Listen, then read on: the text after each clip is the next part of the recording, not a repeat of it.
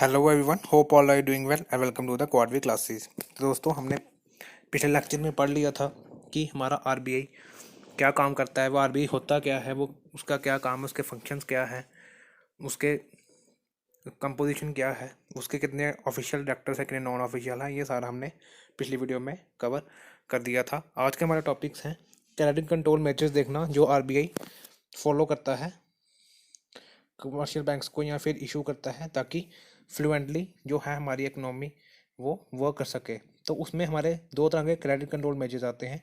एक होते हैं क्वांटिटेटिव क्रेडिट कंट्रोल मेजर्स और दूसरे होते हैं क्वालिटेटिव क्रेडिट कंट्रोल मेजर्स। तो ये जो है पहले ये हैं क्वांटिटेटिव क्रेडिट कंट्रोल मेजर्स। तो चलिए स्टार्ट करते हैं। पहला क्वालिटेटिव क्रेडिट कंट्रोल मेजर है हमारे पास कैश रिजर्व रेशो या फिर एक्रोनिम है इसका CRR। ठीक है। अब ये CRR होता क्या है? ये बेसिकली ये एग्जांपल से समझते हैं हम कि जैसे एक बैंक है हमारा SBI। ठीक है। इसके पास कुछ जो कैश पड़ा है रिजर्व में, तो वो है सपोज करो 100 करोड़। ठीक है। इसके पास पड़ा है और ये है RBI। तो RBI ने एक रेशो जो है वो यहाँ पे परसेंटेज समझ लो वो फिक्स करके रखा है कि वो इसके पास डिपॉजिट RBI के पास डिपॉजिट कराना ही है बैंक ने। तो SBI ने सपोज SBI के पास टोटल है 100 करोड़ और RBI ने अभी जो प्रेजेंटली हमारा किया हुआ है फिक्स वो है 3%। कि मतलब 100 करोड़ में से 3% हमें बैंक्स के पास मतलब बैंक्स का RBI को देना ही देना है अपने रिजर्व का। तो वो हो जाएगा 3 करोड़। ठीक है। तो इसका सीधा सा मतलब यही है कि CRR जो है एक रेशियो है जो फिक्स किया है RBI ने कि जो उसके बैंक्स को जो है वो डिपॉजिट कराना ही पड़ेगा अपने टोटल रिजर्व में से। तो करंटली हमारा है CRR जो है वो 3% है। अब बात आ जाती है कि RBI ने ऐसा क्यों किया है। तो ऐसा क्यों किया है? इन्फ्लेशन को और इकोनॉमिक स्लोडाउन को कंट्रोल करने के लिए। अब देखो कैसे कंट्रोल करती है RBI CRR के थ्रू। जब भी CRR हमारा इंक्रीज करेगा मतलब 3% से सीधा 5% हो जाता है सपोज कर लो। ठीक है। 3% सीधा 5% हो गया। अब क्या होगा कि बैंक्स के पास जो होगा वो लैंडिंग के लिए कैश जो होगा वो कम होगा। बैंक्स जो होंगे वो कम लैंड करेंगे। तो जिससे कम लैंड करेंगे तो उससे क्या होगा कि मार्केट में जो मनी फ्लो है वो कम हो जाएगा। तो जिससे हमारी इन्फ्लेशन कंट्रोल हो जाएगी। ठीक है। अब कैसे कंट्रोल हो जाएगी मैंने आपको भी बताया। पैसा जब कम हो जाएगा तो बैंक्स लैंडिंग ही कम करेंगे, उससे मार्केट में मनी फ्लो कम हो जाएगा, तो जिससे इन्फ्लेशन जो है हमारी वो कंट्रोल हो जाएगी। अब लैंडिंग कैसे कंट्रोल करेगा? इंटरेस्ट रेट बढ़ा देगा बैंक। ठीक है। जब भी हमारा CRR इंक्रीज करेगा तो उससे इन्फ्लेशन में कंट्रोल कर सकता है RBI इनडायरेक्टली। अब जैसे CRR कम हो जाए तो फिर क्या होता है? फिर इकोनॉमिक स्लोडाउन से निकलने में मदद होती है। अब इकोनॉमिक स्लो डाउन से निकलने में कैसे मदद होती है? CRR कम है, जैसे अभी प्रेजेंटली 3% है, 3% से सीधा 1.5% हो गया। बैंक्स के पास ज़्यादा पैसा आ गया लैंडिंग करने के लिए, तो वो लैंड करेंगे ज़्यादा से ज़्यादा कम इंटरेस्ट रेट में अपना मनी जो है वो लैंड करेंगे और मार्केट में पैसा बढ़ेगा, जिससे कि इनफ्लो होगा करेंसी का, मनी का, वो होता जाएगा। तो उससे हम क्या होगा, इकोनॉमिक स्लो डाउन से बाहर आते जाएंगे। तो ठीक है। ये इसका डीप मीनिंग है, सिंपल सा इसका ये है CRR होता गया है लेमन लैंग्वेज में। ये मैंने आपको समझा दिया है। अब इसको हम दो नामों से बताते हैं। जब CRR बढ़ता है तब हम उसको बोलते हैं डियर मनी, और जब हमारा CRR कम होता है तब उसको बोलते हैं चीप मनी। ठीक है। चीप मनी क्यों बोलते हैं? लोअर कब होता है CRR? मैंने आपको बता दिया लोअर कब होता है, जब इकोनॉमिक रिसेशन होती है, जब पैसा कम देना होता है। CRR कम तब होता है बैंक के पर्सपेक्टिव से इनको नाम दिए गए हैं लोअर मनी और डियर मनी और चीप मनी पॉलिसी। बैंक के पर्सपेक्टिव से अब CRR कम होगा, बैंक के लिए अच्छा है ना, बैंक को ज़्यादा से ज़्यादा मनी मिलेगी लैंड करने के लिए, इसलिए इसका नाम चीप मनी पॉलिसी रखा गया, और रेज करने के लिए डियर मनी पॉलिसी। तो आप सीधा लोअर से चीप याद कर लीजिए। ठीक है। नेक्स्ट है हमारा स्टैट्यूटरी लिक्विडिटी रेशियो, एसएलआर भी बोलते हैं इसको।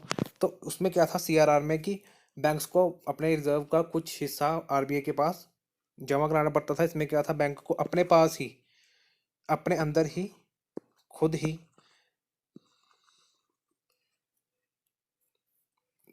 डिपॉजिट्स को मेंटेन करके रखना पड़ता है। प्रेजेंटली जो हमारा चल रहा है एसएलआर वो है 18%। अब मेनली ये क्या होता है कि कैश भी हो सकता है, ये गवर्नमेंट सिक्योरिटीज हो सकती हैं। तो मेनली ये होती हैं गवर्नमेंट सिक्योरिटीज़। गवर्नमेंट सिक्योरिटीज़ के फॉर्म में रिजर्व करके रखते हैं बैंक्स, खुद अपने पास ही रिजर्व करके रखते हैं गवर्नमेंट सिक्योरिटीज़ की फॉर्म में। ठीक है, अब मैं इसको लिखूंगा GS। तो ये गवर्नमेंट सिक्योरिटीज़ की फॉर्म में क्यों करके रखती हैं, क्योंकि क्या होता है इससे कि जब भी गवर्नमेंट को बोरो करनी पड़ती है, कभी कभी गवर्नमेंट जो होती हैं वो भी बैंक से बोरो करती हैं। तो जो बैंक्स होते हैं वो मनी तो गवर्नमेंट को दे देते हैं, और गवर्नमेंट जो होती है वो उसको अपनी सिक्योरिटीज दे देती है। सिक्योरिटीज जैसे होगी हमारी ट्रेजरी बिल्स, टी बिल्स बोलते हैं उनको, या फिर बॉन्ड्स हो गए। ठीक है, तो ये उस बैंक्स को दे देती है। ठीक है, बॉन्ड्स क्या होते हैं कि उसमें रेट ऑफ इंटरेस्ट भी मिलता है उनको, इसलिए फ़ायदा होता है। गवर्नमेंट सिक्योरिटीज तभी लेते ही है बैंक की, क्योंकि उनको रेट ऑफ इंटरेस्ट भी मिलता जाता है, और उनको मैच्योरिटी पीरियड पे, उन पे बॉन्ड पे प्रॉपर एक मैच्योरिटी पीरियड भी दिया होता है, इसलिए गवर्नमेंट सिक्योरिटीज ज़्यादा प्रेफर करते हैं बैंक्स लेना। ठीक है, अब दो तरह की, यहाँ में मैंने थोड़ा सा बता दिया गवर्नमेंट सिक्योरिटीज के बारे में भी कि गवर्नमेंट सिक्योरिटीज होती है कौन सी तरह की हैं। दो तरह की होती है, शॉर्ट टर्म सिक्योरिटीज और लॉन्ग टर्म। जो एक साल से ज़्यादा चलें वो होती है लॉन्ग टर्म, और जो एक साल के बीच में ही ख़त्म हो जाए, जैसे कि 91 डेज़ के लिए, 182 डेज़ के लिए, 364। आप बस 91 याद कर को इसको 2 से मल्टीप्लाई कर दो, फिर 182 को 2 से मल्टीप्लाई कर दो, तो ये आपको याद रहेगा। इससे आपको ज़्यादा तो गवर्नमेंट सिक्योरिटीज़ के बारे में पढ़ने की ज़रूरत नहीं है। फिर है हमारा नेक्स्ट ऑपरेशन जो है हमारा ओपन मार्केट ऑपरेशन। तो ये एक बड़ा इंटरेस्टिंग टॉपिक है कि इसका जो बेसिक क्रक्स है ये है कि सेलिंग और बाइंग ऑफ गवर्नमेंट सिक्योरिटीज़। अभी selling of buying of government securities किसके अंदर होता है, ये होता है हमारे बैंक्स के अंदर और आरबीआई के अंदर। ये हमारे बेसिकली जो दो ही हमारी सिचुएशंस हैं, या तो इन्फ्लेशन हो जाती है बड़ी, या तो कभी इकोनॉमिक स्लो डाउन हो जाता है, तो तभी हमारा ये जो ऑपरेशंस है, क्रेडिट कंट्रोल मेजर्स हैं, तभी ये काम आते हैं। अब क्या होता है कि इसमें ओपन मार्केट में कभी तो खरीद फरोख्त चलती रहती है गवर्नमेंट सिक्योरिटीज़ की ही मेनली। मैंने आपको बताया गवर्नमेंट सिक्योरिटीज़ इसलिए प्रेफरेबल होती हैं क्योंकि इसमें इंटरेस्ट भी मिलता है बैंक को। ठीक है, तो अभी टाइम टू टाइम ऑपरेशंस होते हैं जो आरबीआई कंडक्ट करता है बैंक्स के साथ। ठीक है, ताकि इन्फ्लेशन ना हो जाए कभी, या फिर कभी इकोनॉमिक स्लो डाउन ना हो जाए। अब अब देखो, इसको एग्जांपल से समझते हैं। ये हमारे पास सपोज करो ये एक बैंक है एसबीआई। ठीक है, इसके पास और ये है आरबीआई। अब ये जो आरबीआई है, ठीक है, और ये है एसबीआई, ये हम साइकिल से समझ लेते हैं। अभी सपोज करो इन्फ्लेशन का टाइम है, मार्केट में बड़ा पैसा है। ठीक है, जब मार्केट में पैसा होता है, जब मार्केट में इन्फ्लेशन होती है या मार्केट में पैसा होता है, तो क्या होता है, आरबीआई जो होता है वो बैंक को गवर्नमेंट सिक्योरिटीज सेल करता है। ये आगे जीएस, और ये आरबीआई ने सेल कर दी गवर्नमेंट सिक्योरिटीज किसको, एसबीआई को। एसबीआई अब गवर्नमेंट सिक्योरिटीज के बदले क्या देगा, बैंक को मनी देगा। उस मनी से क्या हो जाएगा, उस मनी से हमारा जो, अब एसबीआई के पास मनी कम रह गई है। ठीक है, एसबीआई के पास अब मनी कम रह गई है, तो उसकी सारी मनी जो है वो आरबी मतलब कुछ मनी जो है वो आरबीआई के पास है। उससे क्या होगा, इन्फ्लेशन हमारी आस्ता आस्ता करके डिक्रीज होनी शुरू हो जाएगी। होप आप लोग को समझ आ गया, मैं फिर से रिपीट कर देता हूँ। ये एसबीआई के पास क्या था, अब एसबीआई आरबीआई ने क्या किया, गवर्नमेंट सिक्योरिटीज सेल की किसको, एसबीआई को। आरबीआई ने जब एसबीआई को गवर्नमेंट सिक्योरिटी सेल की, तो एसबीआई ने उसको उसके बदले क्या दिया, उसको मनी दी। उससे क्या हो गया कि बैंक के पास मनी कम बच गई लैंडिंग के लिए। जब लैंडिंग के लिए मनी कम हो गई मार्केट में, लोगों ने कम से कम पैसे लोन दिए बैंक ने, तो उससे क्या होगा, इन्फ्लेशन हमारी नीचे आ जाएगी। मार्केट में जो मनी का फ्लो है वो आस्ता आस्ता करके नॉर्मल हो जाएगा। होप आप लोगों को समझ आएगा। अब इसका उल्टा क्या हो जाएगा, जब आरबीआई बाई करेगी गवर्नमेंट सिक्योरिटीज, तो ये ही एसबीआई है, अब इसका उल्टा हो जाएगा, एसबीआई है ये, तो ये है आरबीआई। अब जब एसबीआई, अब ये एसबीआई से बाई करेगी, एसबीआई के पास भी गवर्नमेंट सिक्योरिटीज होती हैं, तो ये अब इससे बाई करेगी। ठीक है, अब ये जो एसबीआई है इसको लैंड करेगी, मतलब गवर्नमेंट सिक्योरिटीज, और आरबीआई बाई करेगी। आरबीआई के पर्सपेक्टिव पे इसने ये बाय किया है और गवर्नमेंट एसबीआई के पर्सपेक्टिव पे इसने ये लैंड किया है। ठीक है, अब बदले में आरबीआई ने क्या किया, इसको मनी दी, जिसकी वजह से इकोनॉमिक स्लो डाउन में हेल्प हो जाती है। ठीक है, इकोनॉमिक स्लो डाउन में हेल्प हो जाती है। क्या होता है, अब समझो इसको कैसे होगा। जब आरबीआई ने मनी दी उसको एसबीआई को, तो एसबीआई के पास मनी हो गई काफ़ी ज़्यादा, तो उसने लैंडिंग करनी शुरू कर दी। जब उसने लैंडिंग करनी शुरू कर दी तो मार्केट में मनी जो फ्लो है वो ज़्यादा हो जाएगा, तो उसकी वजह से हम इकोनॉमिक स्लो डाउन से बाहर निकलते जाएंगे आहिस्ता आहिस्ता। ठीक है, तो यही सारा लिखा है। इंजेक्ट लिक्विडिटी यही होती है, मनी फ्लो। ठीक है, तो हमारा आगे दो इम्पोर्टेंट टॉपिक हैं या एक ही इम्पोर्टेंट टॉपिक है नेक्स्ट, जिसको हम बोलते हैं repo and reverse repo rate. अब रेपो रेट में क्या होता है कि जो आरबीआई है वो पैसे देता है, मतलब कि जो आरबीआई है वो लैंड करता है बैंक्स को शॉर्ट पीरियड ऑफ टाइम के लिए। ठीक है, आरबीआई लैंड्स का मैंने बता दिया आपको, लोन देता है, लोन देता है या फिर मनी देता है या गवर्नमेंट सिक्योरिटीज देता है, तो ये होती हैं रीपर्चेज ऑपरेशंस। आर ई से याद रखिए, आर ई पी ओ से, रीपर्चेज ऑपरेशंस। ठीक है, रेपो की फुल फॉर्म है रीपर्चेज ऑपरेशंस। कि रेपो रेट में क्या होता है, आरबीआई लैंड करता है बैंक्स को, लेकिन किसके लिए, शॉर्ट पीरियड ऑफ टाइम के लिए, और एक जो कंडीशन होती है कि बैंक हैं वो रीपर्चेज करेंगे सिक्योरिटीज को फिर से उस पीरियड के बाद जितना टाइम उनको उन्होंने लिया है। ठीक है, शॉर्ट पीरियड ऑफ टाइम के लिए होता है, 7, 14 और 21 दिनों के लिए ही होता है, मैक्सिमम 21 डेज होते हैं रेपो रेट के लिए। मैं एक बार फिर से रिपीट करता हूँ रेपो को। रेपो रेट क्या होता है हमारा, रीपर्चेज ऑपरेशंस होते हैं ये, जिसमें कि क्या होता है, आरबीआई हमारा लैंड करता है, रेपो आरबीआई। ठीक है, लैंड करता है मनी, लैंड क्या करता है, मनी या फिर गवर्नमेंट सिक्योरिटीज, लेकिन किस शॉर्ट पीरियड ऑफ टाइम के लिए, जो कि हमारी होती हैं ओवरनाइट, रातों रात, 7 दिनों के लिए, 14 दिनों के लिए, और ज़्यादा से ज़्यादा 21 दिनों तक ही कर सकता है रेपो रेट के अंडर। ठीक है, अब लेकिन उसके रेपो रेट के अंडर कंडीशन क्या है कि जो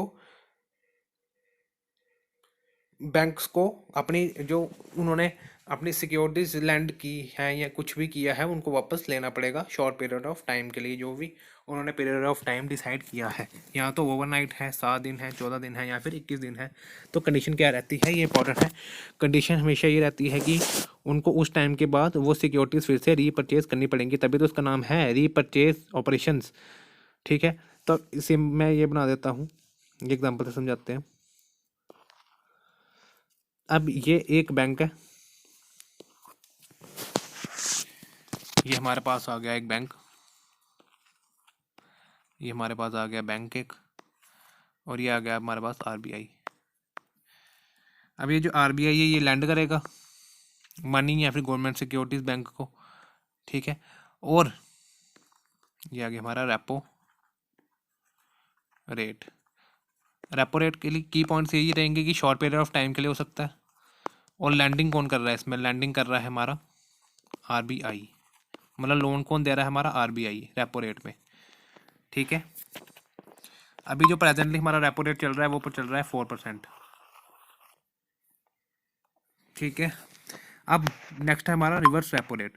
अब रिवर्स रेपो रेट में क्या था, रेपो रेट का उल्टा। ठीक है, पहले क्या कर रहा था, आरबीआई लैंड कर रहा था मनी, अब बैंक्स जो होंगे वो लैंड करेंगे मनी आरबीआई को, बैंक्स पैसा देंगे आरबीआई को, बैंक्स लैंड मनी या फिर government securities to the RBI. ठीक है, और ये भी शॉर्ट पीरियड ऑफ टाइम के लिए होगा, और कंडीशन यही रहेगी कि आरबीआई कुछ उस टाइम के लिए जो है वो फिर से उस टाइम के बाद फिर से रीपर्चेज करेगी सिक्योरिटीज़ को। ठीक है, तो ये एक इसकी बेसिक सी फ्लो चार्ट समझ लो, ये आरबीआई है, ये गवर्नमेंट सिक्योरिटीज़ है या फिर कैश भी हो सकता है। ठीक है, तो क्या होगा, मेनली ओवरनाइट 7 दिन या फिर 14 दिन या फिर 21 दिनों को मैक्सिमम रिवर्स रेपो रेट और रेपो रेट दोनों एप्लीकेबल होते हैं। तो हमारा जो प्रिवेलिंग अभी जो चल रहा है, हमारा प्रेजेंटली जो हमारा रेपो रेट है वो हमारा चल रहा है 3.35%। ठीक है, और इनमें क्या है, रिवर्स रेपो रेट में और रेपो रेट में आपने जो याद रखनी है की पॉइंट्स, क्रक्स जो बोल लो, वो है हमारा सबसे पहले लेंड कौन करता है। रेपो रेट में हमारा लेंड करता है आरबीआई, मतलब आरबीआई पैसा देता है, ये मैं बार बार बोल रहा हूँ, ये इंपॉर्टेंट है। आरबीआई लेंड करता है बैंक्स को, शॉर्ट पीरियड ऑफ टाइम के लिए होता है, दोनों के लिए एप्लीकेबल है। शॉर्ट पीरियड ऑफ टाइम होता है मेनली ओवरनाइट या फिर 7, 14 या फिर 21 डेज के लिए। फिर हमारा आ जाता है नेक्स्ट की कंडीशन क्या होती है। कंडीशन होती है कि जो बैंक्स होंगे, जो उन्होंने गवर्नमेंट सिक्योरिटीज़ के बदले या फिर कैश के बदले या मनी के बदले या किसी के भी बदले, मेनली गवर्नमेंट सिक्योरिटीज़ ही मेन है, तो उसी के बदले अगर उन्होंने वो फिर से रीपरचेज करेंगे आरबीआई से। ठीक है, फिर हमारा आ जाता है reverse repo rate. Reverse repo rate भी बिल्कुल सेम है, बस उसमें फ़र्क कहाँ पे आ जाता है, उसमें जो होता है वो बैंक्स जो हैं वो लैंड करते हैं मनी, लैंड मनी। ठीक है, बाकी सारा सेम रहेगा। फिर नेक्स्ट हमारा आ जाता है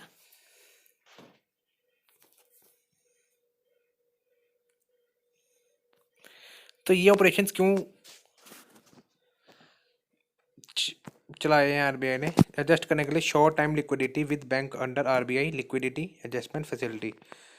तो ये ऑपरेशन इसलिए बनाए हैं आरबीआई ने क्योंकि वो शॉर्ट टर्म लिक्विडिटी जो होती है बैंक के साथ वो अपनी कर सके मेंटेन, जो जिसके अंडर आता है लिक्विडिटी एडजस्टमेंट फैसिलिटी, जो किसके अंडर आती है, लिक्विडिटी एडजस्टमेंट फैसिलिटी के अंडर।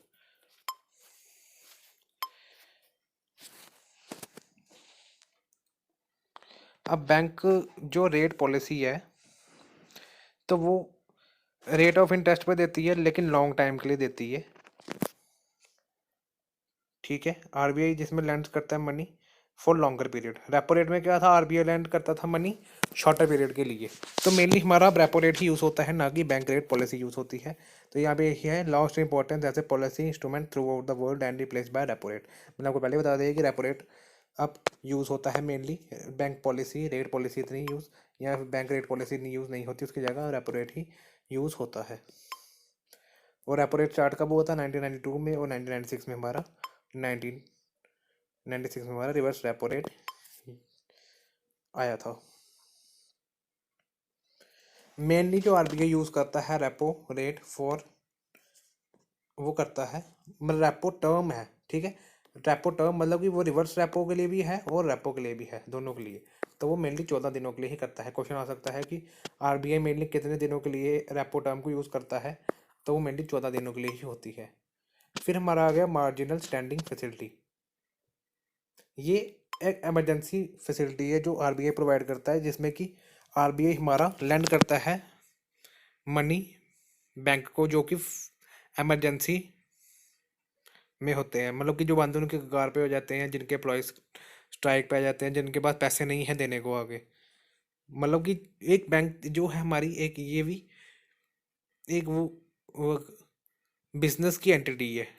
तो अगर वो बिजनेस ही नहीं करेगी तो फिर इसका मतलब वो ख़त्म हो जाएगी। तो इसलिए ये इमरजेंसी हो जाती है बैंक्स के लिए। तो जैसे कि हमारा इंसिडेंट हुआ था पंजाब एंड महाराष्ट्र बैंक का, तो तभी आरबीआई भी आया था, उसने क्या किया था, इमरजेंसी फैसिलिटी दी थी मार्जिनल स्टैंडिंग फैसिलिटी की। ठीक है, तो उसके लिए क्या होता है अब, एक मिनट। आरबीआई में मतलब ये तो हमने देख लिया कि मार्जिनल स्टैंडिंग फैसिलिटी होता गया है कि जिसमें आरबीआई लैंड करता है बैंक को, जो कि फाइनेंशियल क्राइसिस से या फिर इमरजेंसी फंड्स प्रोवाइड करता है किसी एक दिन पे।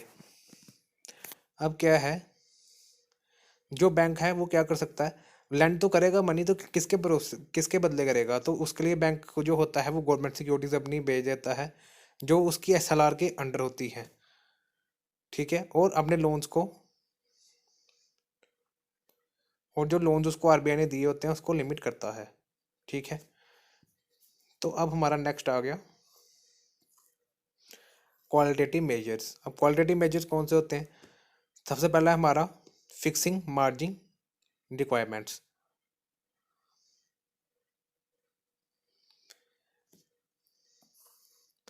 आप simple margin, change in margin का मतलब क्या होता है कि लोन साइज कितना है। ठीक है, ये आरबीआई डिसाइड करेगा, ये नहीं हो। इसका सिंपल सा मतलब है ये, अब ये भी एक इंस्टीट्यूशन है, इसने भी हम बिजनेस चलाना है, बैंक्स ने भी, तो वो क्या करेंगे, अगर ये फैसिलिटी नहीं होगी तो बैंक्स क्या करेंगे, जैसे एक सपोज करो बड़ी कंपनी है टाटा, इसको लोन चाहिए। ठीक है, फिर एक कंपनी है, सपोज करो ये मीडियम कंपनी है XYZ, और ये हमारे सेक्टर्स हैं, सपोज करो एग्रीकल्चर का। तो क्या होगा, जो बैंक्स हैं वो तो ऑब्वियसली बात है, सबको प्रॉफिट कमाना है, ये बिजनेस है, मैंने आपको पहले बोला। तो ये इनको लोन देने शुरू हो जाएगी कि उनको पता है इनको कम लोन देगी, फार्मर्स को कम लोन देगी वो।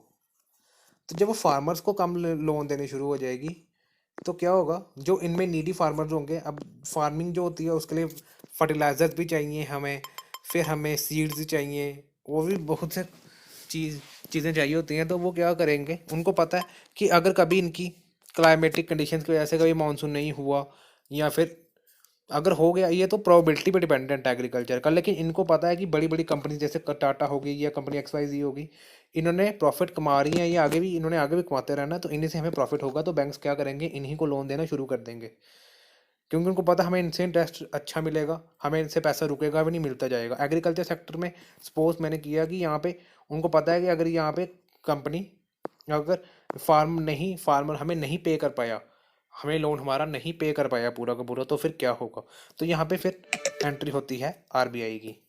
अब आरबीआई क्या कहता है, आरबीआई फिक्स कर देता है कि आपने इसको कितना लोन देना है और इसको भी कितना लोन देना है। अगर आरबीआई को फील होती है कि एग्रीकल्चर वाले के साथ डिस्क्रिमिनेशन हो रही है, स्मॉल कंपनी वाले के साथ भी डिस्क्रिमिनेशन हो रही है as compare to Tata company, मतलब ये नहीं ना करे यार कि बैंक्स ये नहीं ना करने शुरू हो जाएंगी बड़ी बड़ी कंपनियों को, या जिससे उनको लगे कि प्रॉफिट हमें ज़्यादा मिल रहा है उन्हीं को लोन्स दे, बाकियों को लोन्स दे ही नहीं। तो आरबीआई ने क्या एक फिक्स स्टैंडर्ड कर देती है कि जिससे अगर आरबीआई को फील होता है कि एग्रीकल्चर सेक्टर को ज़्यादा बूस्ट अप करने के लिए हमें, वो फिर क्या करते हैं कि एक कोई पॉइंट सेट कर देते हैं कि आपने इतने % लोन देना है इतने कोलेटरल पे, एग्रीकल्चर को बूस्ट अप करने के लिए, एग्रीकल्चर सेक्टर को बूस्ट अप करने के लिए।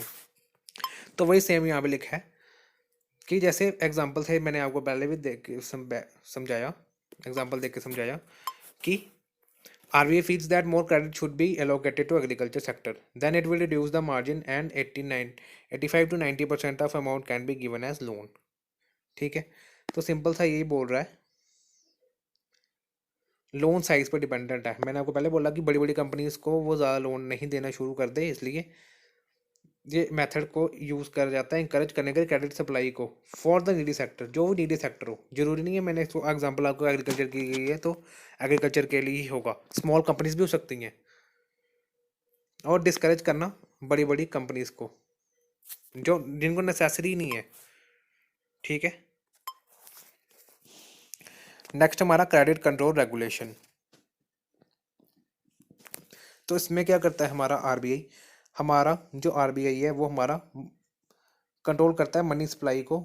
कैसे चेंज करता है, एक तो पेमेंट और इंस्टॉलमेंट पे उसके रूल्स चेंज कर देता है, कभी बढ़ा देते हैं ईएमआई रेट्स, कभी आपने सुना होगा ईएमआई। ठीक है, कभी ईएमआई रेट्स बढ़ जाते हैं, कभी डाउन हो जाते हैं।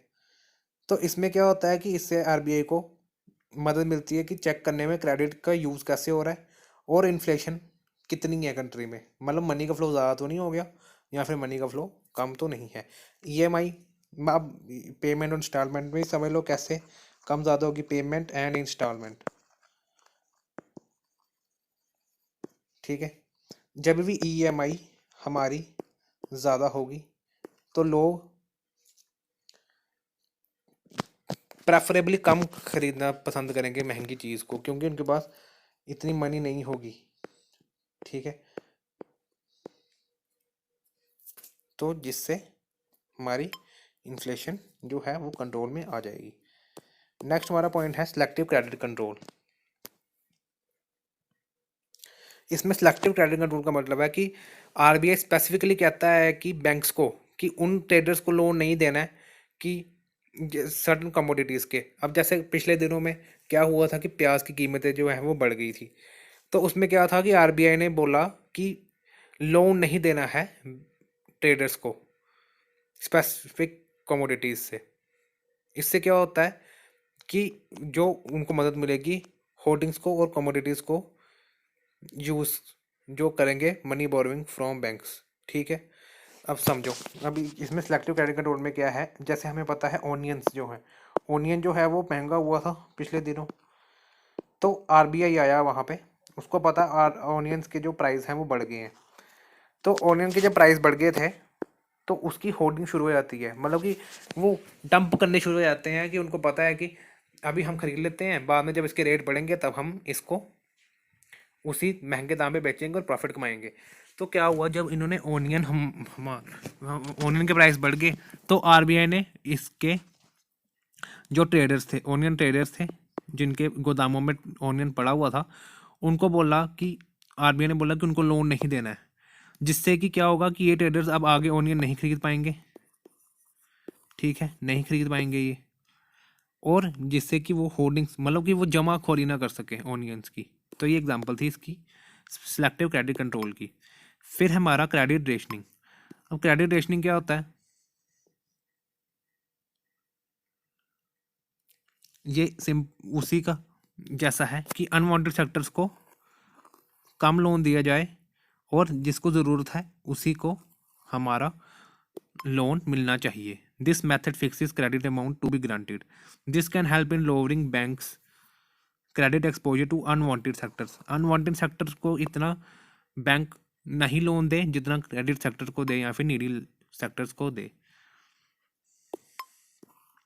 फिर है हमारा मोरल सुएशन।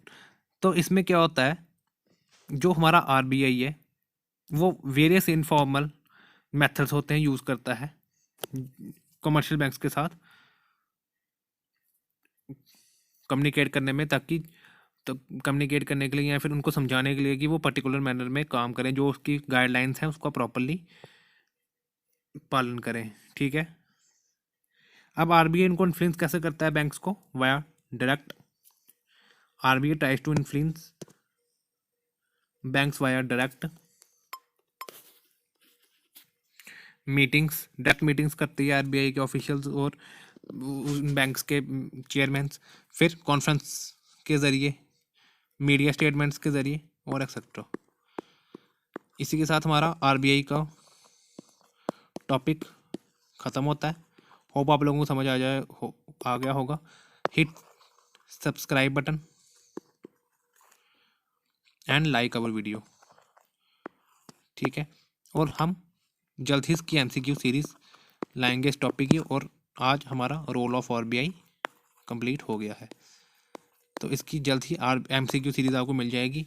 आपको यही एमसीक्यू करके जाने हैं, इसके बाहर आपको एक भी एमसीक्यू नहीं आएगा, ये 100% हमारी गारंटी है। ठीक है, thank you very much, enjoy your day guys.